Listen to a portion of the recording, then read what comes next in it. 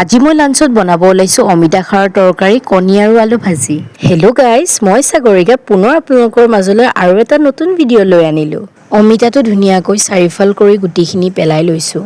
তাৰ লগতে আলুখিনিও ধুনীয়াকৈ গুচাই লৈছোঁ। আপোনালোকে বাৰু খাৰ খায়নে? আমাৰ ঘৰত বাৰু খাৰ বহুত প্ৰিয় হয়।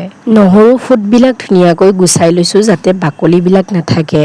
মই এতিয়া পাচলিখিনি ধুনীয়াকৈ ধুই প্লেট এখনত লৈ লৈছোঁ। এতিয়া সৰু সৰু পিচ কৰিম। অমিতাটো তেতিয়া গলোতে অলপ সহজ হয়।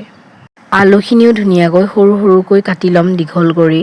কণী আলু ভাজিবলৈ পিঁয়াজটো মিহি মিহিকৈ কাটি লৈছোঁ একেবাৰতে আৰু এয়া নহৰু ধুনীয়াকৈ থেতালি লৈছোঁ অকণমানকৈ। কণী আৰু আলু বহাই দিছোঁ। কেৰাহী পাতি তেজপাত নহৰু দি কিনে অমিতা আৰু কেঁচা জলকীয়া দি ধুনীয়াকৈ খাৰ নিমখ অকণমান দি হালধি দি ধুনীয়াকৈ ভাজি লৈছোঁ। অকণমান সময় ঢাকন মাৰি 5 মিনিটমান ধুনীয়াকৈ গলিব দিছোঁ। গৰম পানী দি উতলিবলৈ দিছোঁ। ইফালে আদা থেতালি ধুনীয়াকৈ হ'ব সময়ত দি দিছোঁ।